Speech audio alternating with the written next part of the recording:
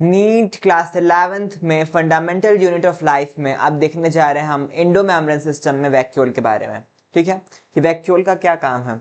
देखो जी कि वैक्यूल क्या करता है कि आपका आयंस का, शुगर्स का और अमाइनो एसिड्स का क्या करता है, स्टोरेज करता है। ठीक है, आयन का, शुगर का, अमाइनो एसिड का, प्रोटीन्स का और कार्बोहाइड्रेट का क्या करता है, ये स्टोरेज करता है।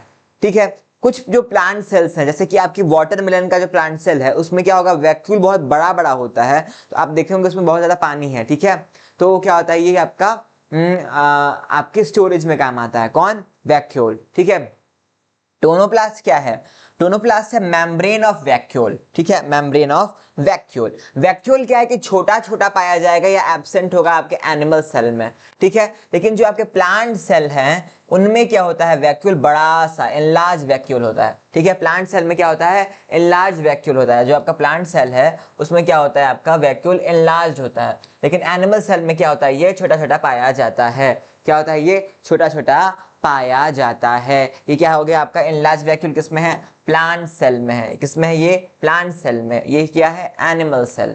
ठीक है, तो अब हमने क्या देखा कि जो आपका मेम्ब्रेन है वैक्यूल का, क्योंकि ये एक ऑर्गेनली ऐसा जिसमें मेम्ब्रेन है, यानी ये यूकैरियोटिक में पाया जा रहा है। ये क्या है, इसको हम बोलते हैं टोनोप्लास्ट। इसे हम क्या बोलते हैं, टोनोप्लास्ट। किसको, membrane of vacuole is called tonoplast. ठीक है, एक्टिव ट्रांसपोर्ट होता है किसमें, आपका टोनोप्लास्ट के अंदर। क्यों भैया, आपके वैक्यूल के कंसंट्रेशन को बढ़ाने के लिए। ये आपका वैक्यूल है, इसमें क्या होगा, इसमें आपका एटीपी की हेल्प से क्या होगा, एटीपी के हेल्प से एक्टिवली ट्रांसपोर्ट किया जाएगा आपका आयंस को, क्योंकि आपके वैक्यूल का कंसंट्रेशन बढ़ जाए। ठीक है, ये आपका सेल है, इससे क्या हो रहा है, आयंस जो है, आयंस को क्या किया जाएगा, एक्टिवली पंप किया जाएगा वैक्यूल के अंदर, ताकि इसका कंसंट्रेशन जो है, वैक्यूल के अंदर का कंसंट्रेशन बढ़ जाए इन कंपैरिजन ऑफ सेल। ठीक है, in comparison of cell.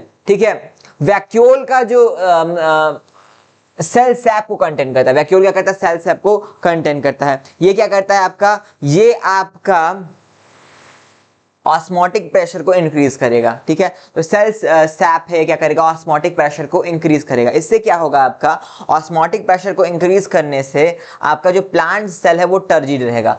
Vacuole जो है उसमें अगर आपका ऑस्मोटिक प्रेशर बढ़ा हुआ है, आपका ऑस्मोटिक प्रेशर क्या है, ऑस्मोटिक प्रेशर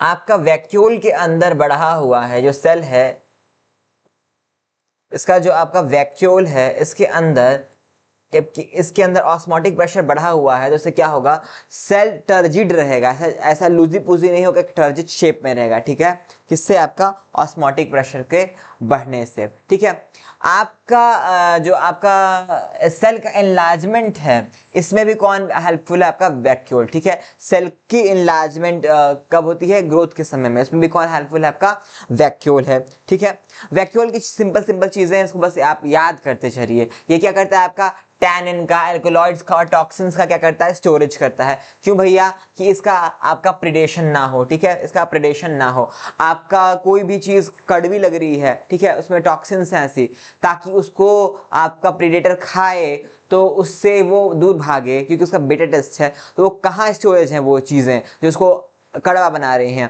तो वो कहाँ है, वैक्यूल में स्टोरेज है। एज एग्जांपल आप इसको याद कर लीजिए। ठीक है, इसमें क्या है, टैनिन्स हैं, एल्केलॉइड्स हैं एंड टॉक्सिन्स हैं, कौन, आपके वैक्यूल के अंदर हैं। और ये क्या करते हैं, आपके प्रेडेशन से इसको बचाते हैं। इसको क्या बताते हैं, प्रेडेशन से बचाते हैं। ठीक है, ये क्या करता है आपका, ये आपका एक और काम करता है कि आपके पिगमेंट्स को भी आप क्या करता है, स्टोरेज करता है, पिगमेंट्स को भी स्टोर करता है, ताकि वो प्लांट को कलर दे सके। ठीक है, तो ये सब चीजें आपको हमने फंक्शंस पढ़ाई किसकी, वैक्यूल की। ठीक है, किसकी फंक्शंस पढ़ाई हमने, वैक्यूल की, जो कि एक यूकैरियोटिक में पाया जाने वाला सिंगल सेल्ड, अरे सिंगल मेम्ब्रेनस, जिसे हम टोनोप्लास्ट बोलते हैं मेम्ब्रेन का, वो एक ऑर्गेनेली है। ठीक है, आई होप आपको ये समझ में आया होगा। अगले पार्ट में हम दूसरी चीजों को डिस्कस करेंगे। आपका एंडो मेम्ब्रेन सिस्टम यहाँ पे कंप्लीट होता है। ठीक है, कुछ भी समझ में नहीं आया तो कमेंट सेक्शन में आप हमसे पूछ सकते हैं।